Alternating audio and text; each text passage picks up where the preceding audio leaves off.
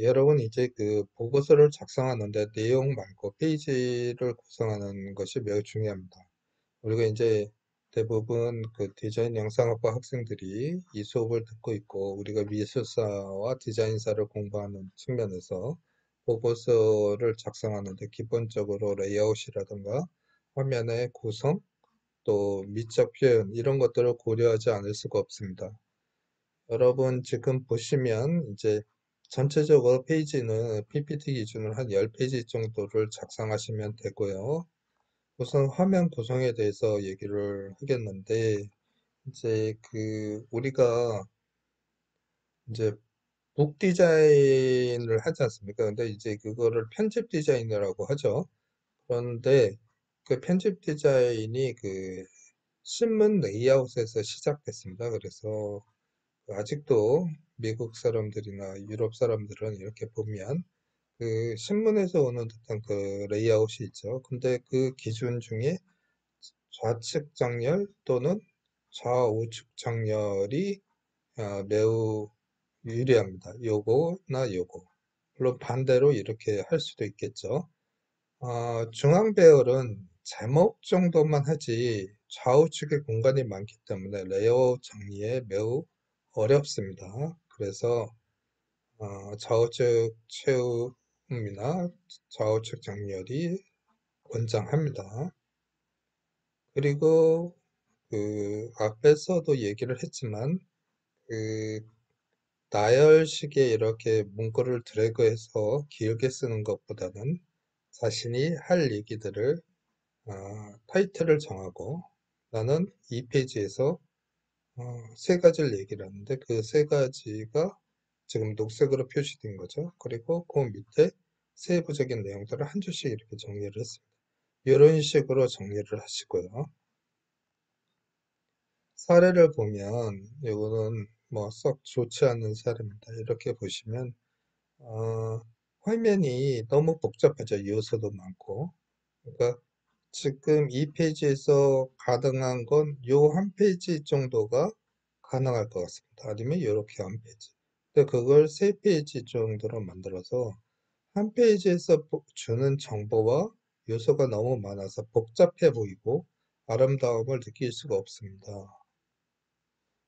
좋은 사례로 보면 이렇게 깔끔하게 정리가 되는 게 좋고요. 좌측 정렬로 했고 두 줄 또는 세 줄 정도로 이렇게 자신이 할 얘기를 네 가지로 이렇게 정리를 한 거죠. 글씨체도 좋고요. 그 여러분한테 하나 주의해서 말씀을 드리면 이제 보고서 타이틀이 있고 각 페이지에 타이틀이 있고 서브젝트가 있고 그 다음에 설명이 있습니다. 그러니까 이 근데 그것들을 다 크기나 글씨체를 다르게 하면 그것들도 하나의 요소고 너무 복잡해지겠죠. 이 학생처럼 음, 제 생각에는 전체 보고서의 글씨를 크기를 한 세 가지 정도로 나누면 좋겠습니다. 타이틀, 페이지의 서브젝트, 그리고 그걸 설명하는 본문 이렇게 세 가지 정도로 하고 글씨체는 한 가지면 좋겠고 맥시멈 한 두 가지 정도 제목 정도만 다른 걸 굳이 쓰고 싶다면 그렇게 구축하는 것이 좋을 거라고 생각합니다. 어, 좌측의 내용들이 이것도 다소 복잡해 보이지만 한쪽으로 딱 정리를 해서 이렇게 정리한 것이 감각적으로 보입니다. 유념하시고요. 어, 보고서 중간중간에 제가 체크해서 여러분이 수정 보완할 수 있도록 하겠습니다. 수고하세요. 네, 안녕하세요. 저는 이번에 로마에 대해서 발표해 보도록 하겠습니다. 목차입니다. 첫 번째로는 시대의 정의와 배경, 두 번째로는 이 로마 작품들의 특징, 그리고 이후 시대의 영향, 마지막으로는 저의 생각으로 마무리 짓도록 하겠습니다. 정의와 배경입니다. 우선 로마의 정의는 이탈리아 중부에서 시작하여 기원전 8세기부터 서기 5세기까지 거대한 제국을 이뤄낸 고대 문명이라고 볼 수 있습니다. 여담으로 역사상에서 가장 안정적이고 또 오래된 제국으로 평가받았습니다. 배경에서는 이름의 기원에 대해 말씀드릴 건데요. 첫 번째 가설로는 도시의 첫 번째 왕이자 설립자인 로물루스의 이름을 따왔다. 두 번째로는 테베레 강의 옛 이름이자 흐르다라는 의미를 가진 라틴어 루몬에서 유래했다 등의 여러 가설이 존재합니다. 작품의 특징입니다. 우선 전체적인 특징으로는 그리스 건축의 구성과 에트루리아인의 기술을 가져와서 자신들의 기술로 재해석하여 더욱더 발전시키곤 하였습니다. 건물의 특징으로는 외관상의 미를 중요시하는 그리스 건축과 달리 내부 공간에 충실했으며 아치와 볼트 기법이 발달했습니다. 조각으로는 그리스 미술의 영향을 받았고요. 이후 로마인 특유의 현실적인 소질과 조형미를 더해 동화시키고 로마 조각이라는 독자적 작품 양식으로 발전시켰습니다. 여기서 독자적 작품 양식으로 발전시킨 예시는 그리스 조각에서 표현된 신들의 모습에 실제 인물들을 덧입히는 방식이라고 보시면 될 것 같습니다. 참고로 이 건물과 조각 이 두 가지 중에서 건물이 굉장히 발달을 많이 했는데요. 그 이유가 로마는 신전이나 목욕탕과 같이 대규모 건축 공사를 굉장히 많이 했었기 때문이라고 합니다. 작품을 소개해 드리겠습니다. 첫 번째로는 저희가 아주 잘 알고 있는 콜로세움이고요. 제작 기간은 기원 후 80년경 1세기입니다. 고대 로마 시대의 원형 경기장이고 외벽은 석회암으로 이루어졌으며 청동 구조물로 지탱되었습니다. 외벽에 층층이 쌓여있는 세 개의 기둥들은 각각 양식들이 모두 다르고요. 1층은 도리스 양식, 2층은 이오니아 양식, 3층은 코린트 양식입니다. 이렇게 아름다운 건물이었지만 수세기 동안 수많은 지진들이 일어나며 남쪽 벽이 결국 무너져 내렸다고 합니다. 참고로 이 콜로세움은 10년의 건축 기간을 거쳐서 완공되었고요. 제가 아까 작품의 특징에서 말했던 그리스 건축의 구성과 에트루리아인의 기술을 가져왔다고 했었죠. 이제 그걸 가지고 아치형의 건물들을 축조하기 시작했는데 이 덕분에 이렇게 콜로세움을 건축할 수 있었다고 합니다. 네, 아치형이죠. 보시다시피 이렇게. 두 번째로는 판테온입니다. 제작 기간은 기원전 27년경 1세기이고요. 저희가 이제 볼 수 있는 이 판테온 건물은 기원 후 125년경에 하드리아누스 황제가 재건한 건물입니다. 이 판테온이라는 이름은 그리스어 모든 신전을 위한 죄송합니다. 모든 신을 위한 신전이라는 뜻을 가지고 있는 판테이온에서 유래했습니다. 로마를 포함하여 전 세계 건물 중에서도 보존이 가장 훌륭하고요. 현 로마에서 존재하는 가장 오래된 돔 구조입니다. 철근이 들어있지 않은 세계에서 제일 거대한 콘크리트 돔이고요. 적어도 르네상스 시대까지 서양 건축사에 커다란 영향을 미쳤습니다. 세 번째로는 아우구스투스 조각상입니다. 제작 기간은 기원전 20년경 1세기이고요. 로마 제국의 초대 황제 아우구스투스를 묘사한 작품으로 저렇게 어딘가를 가리키고 있는 포즈는 그리스 시대의 걸작 벨베데레의 아폴로를 모방한 것이라고 합니다. 참고로 과거에는 다채로운 색들이 입혀져 있을 것이라고 추정 중이고요.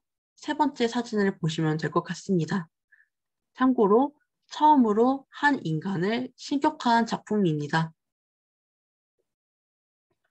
이후 시대의 영향입니다. 로마네스크 양식, 르네상스 양식, 신고전주의 양식에 아주 많은 영향을 주었고요. 또 역사적으로 굉장히 긴 나라였기 때문인지 서양 문화의 근원이라고 볼 수 있고 건축물, 법, 종교 등과 같이 아주 많은 면이 현존하고 있는 유럽 국가들에게 큰 영향을 주고 있습니다. 마지막으로는 이제 저의 생각입니다. 사실 로마에 관해서 아는 것이 제대로 없었는데 이번 기회에 로마의 역사부터 여러 작품들에 대해 알게 되었습니다. 특히 로마의 믿을 수 없을 정도로 정교하고 또 아름다운 건축 양식을 사용했던 건축가들이 너무나도 대단하게 느껴졌습니다. 그 시대에는 이제 지금 저희들처럼 뭐 기계도 없고 그랬을 텐데 말이죠. 정말로 신기하지 않나요? 그리고 비록 모방에서부터 시작했다고는 하지만 그런 모방감을 훌쩍 뛰어넘는 발전과 이 로마만의 전통적인 관습을 버리지 않았다는 것에 의의를 두고 싶습니다. 나중에 기회가 된다면 직접 로마의 작품들을 두 눈으로 보고 그림으로도 한번 그려서 추억으로 남겨보고 싶습니다. 이상으로 발표를 마치겠습니다. 들어주셔서 감사합니다. 여러분한테 총 7개의 과정으로 설명을 할 텐데 1번서부터 6번까지는 여러분이 이제 작성하는 목차입니다. 그래서 시대의 정의, 배경, 그리고 작가와 작품, 그리고 의미와 비판, 그리고 이후 시대의 영향, 그 다음에 자신의 생각, 1번서부터 6번의 이런 목차로 여러분이 진행을 하시면 될 것 같고요. 어, 7번째는 조금 여러분한테 팁을 드리는 내용을 하도록 하겠습니다. 시대 정의는 조금 전에 보았듯이 우리가 지금 제가 항목을 정해놨죠. 그래서 여러분이 그걸 선택한 겁니다. 그러니까 그 시대에 대한 정의를 하는 건데 역사적으로 구분된 기간을 분명하게 정하여 밝히는 것이라고 합니다. 그래서 제가 그 사례를 하나 만들어 봤는데 이제 르네상스 시대에 에서 두산백과에서 뭐라고 되어 있느냐면 이 내용은 굉장히 길게 되어 있지만 그 내용의 핵심 내용을 저는 4개로 보았습니다. 그래서 14, 16세기에 서유럽 문명사에 나타난 문화운동, 그리고 두 번째는 르네상스는 학문 또는 예술의 재생 부활이라. 이거는 언어적인 어원에 대한 내용이고요.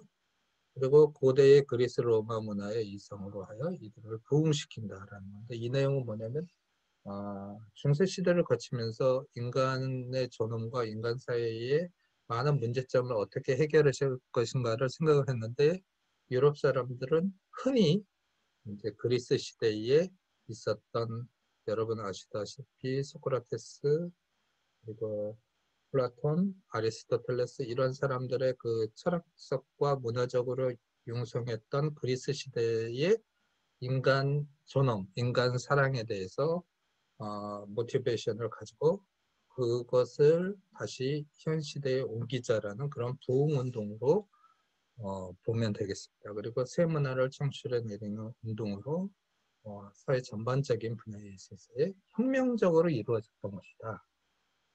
이렇게 했는데 제가 이 부분에서 여러분한테 꼭 설명하고 싶은 거는 우리가 사전을 보면 뭐 한 페이지, 두 페이지 막 이렇게 길게 돼 있는 내용을 여러분들은 발표를 하기 위해서 그 내용의 핵심 내용이 뭔가를 간단하게 이렇게 한 줄씩 또는 두 줄 정도로 해서 저는 4개로 이렇게 정리를 했습니다. 그러니까 이렇게 행으로 깔끔하게 정리를 해야 된다.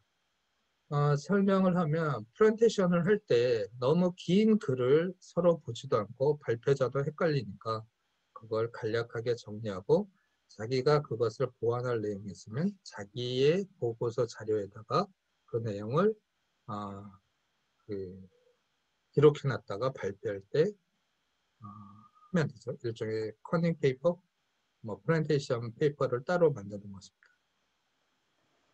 두 번째는 이제 시대 배경인데 정의는 알겠는데 그렇다면 그게 왜 일어났니? 라는 것이죠. 그래서 역사적으로 구분된 기간, 여러분이 발표할 시대에 대한 사건이나 환경, 인물 따위를 분명하게 정의하는 것입니다. 우리가 역사적으로 어떤 시기가 도래하게 되는 것은 사건과 인물과 그리고 그거에 대한 환경이 있습니다. 우리로 얘기를 하면 지금 이제 작가와 작품이 되겠죠. 그래서 이 내용을 보면 이제 5세기 동로마 제국이 오스만 트루크에 의해서 멸망하고 그 멸망 이후에 중세가 시작되는데 중세라는 것은 기독교 시대를 얘기를 합니다. 유럽의 전체적으로. 근데 르네상스 시점에서 봤을 때 이게 말이 좀 과격한데 인간성이 말살되고 오직 신에 대한 그 찬양만이 있음으로써 인간 자체에 대한 어떤 삶의 그 행복을 추구하는 그런 것들은 없었다. 굉장히 조심스럽게 얘기합니다. 그래서 이것은 조금 전에 설명했듯이 그리스 때의 인간에 대한 연구와 인간에 대한 존엄성에 대한 그 과정들을 다시 불러들여서 14세기, 15세기 때의 이탈리아에서 시작된 어떤 혁명적인 인간을 중심으로 한 인간 부흥이라는 그런 시대를 만들고자 했던 것이고 그것이 배경입니다. 이것도 마찬가지로 꽤 긴 내용을 저는 네 가지로 이렇게 정리했습니다.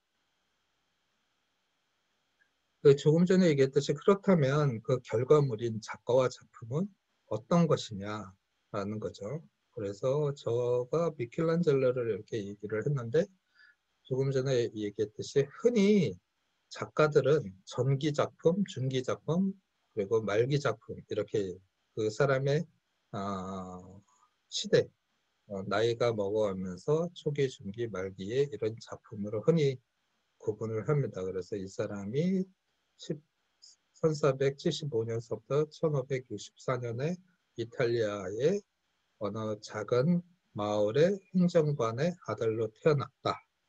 어머니는 일찍 죽었고 그래서 보모에게 자라났다. 하지만 얘란다.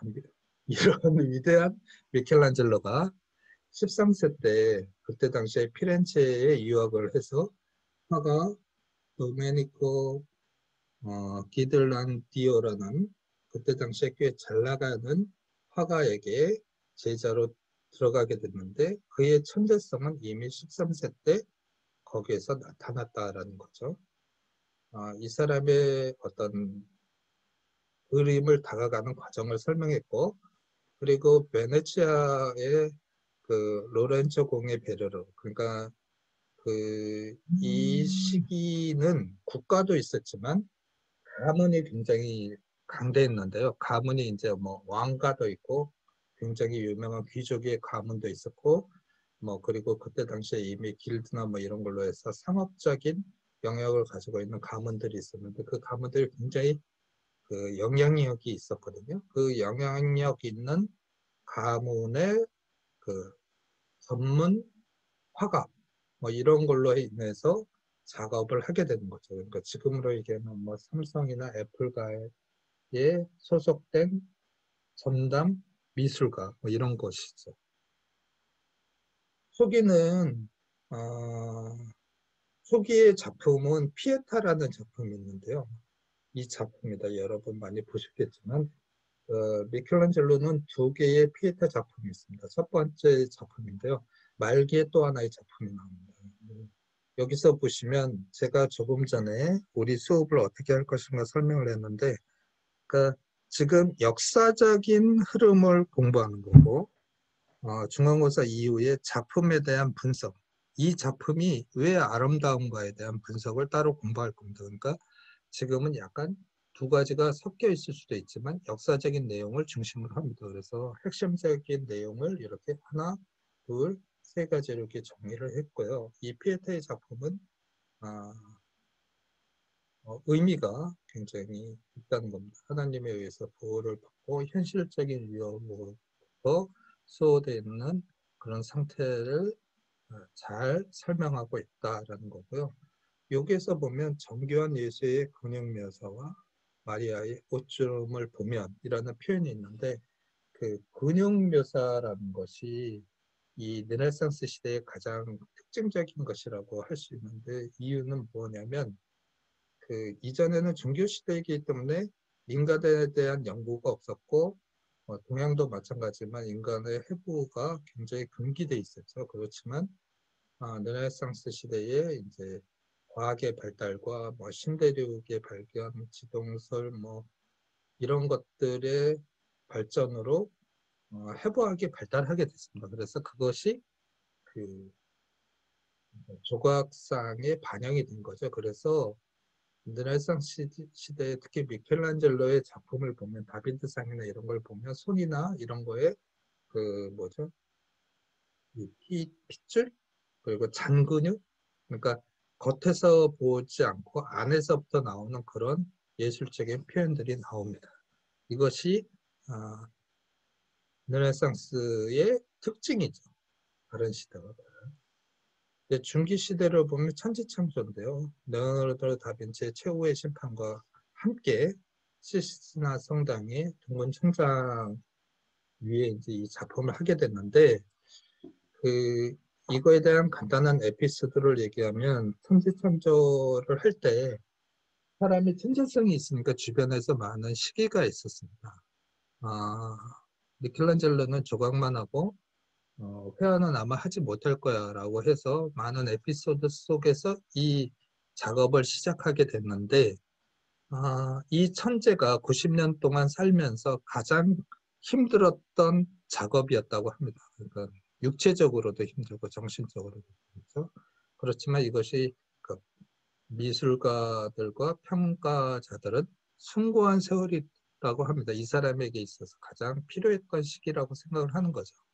그래서 이 작품을 해서 오늘날 우리가 이 아름다운 작품을 미켈란젤로의 회화적인 천재성을 느끼면서 볼 수 있는 것입니다. 이제 이게 말기 작품인데요. 이게 이제 초기 작품, 이게 말기 작품이죠. 여러분이 딱 보시면 이게 꼭 그 제가 볼 때는 이제 그 그리스 시대의 초기 기원전 한 400년, 500년 전에 만들었던 그런 조각같이 느껴질 수도 있는데 이게 미완성입니다. 그리고 이거는 초기의 완성 작품이고요. 마에르 에크레아시아라는 그 단어가 있는데 이 작품의 우리로 얘기하면 컨셉, 이유, 존재 이유 이런 건데 자애로운 어머니 품과 같다라는 개념을 담은 거라고 합니다. 그래서 그 떨레이느는 인간의 영원한 삶의 이상의 숭고함으로써 죽음의 올감에서 벗어나 축복에 도달할 수 있는 것을 보여주고 있다.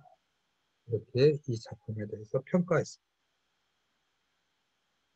의미와 비판을 얘기를 하면 뭐 저는 이렇게 간단하게 정리를 했습니다. 이 의미와 비판은 앞의 내용들을 정리하는 겁니다. 따로 쓰는 게 아니고 그리고 여러분들이 조사를 하다 보면 그 미술 평론가들이 작성한 에세이 같은 것들이 있을 겁니다. 그런 것들을 첨부해서 좋은 문구를 찾아내시기 바랍니다. 저는 이 말이 좋았습니다. 미켈란젤로 90년 세월 동안 고통과 슬픔 그리고 절망의 세월이었다고 한다면 그의 작품은 환희와 희망 그리고 감동으로서 우리에게 또는 자신에게 삶의 의지를 마음속으로 품게 해주었다라는 의미가 있는 것입니다. 우리가 그 작품을 보면서 이런 걸 느끼는 것이죠.